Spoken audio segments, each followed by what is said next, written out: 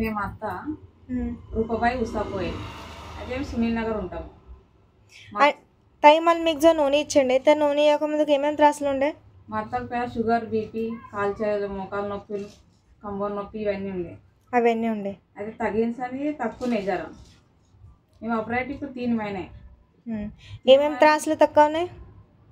కాల్చేతి తక్కువని అలా షుగర్ అయితే మొత్తం తక్కువ ఉన్నది. ఏంటి షుగర్ మొత్తం నార్మల్ అయింది. బీపీ పని తక్కువ ఉన్నది. అవి ఇప్పుడు పోయి డాక్టర్ చెకప్ చేసినాం.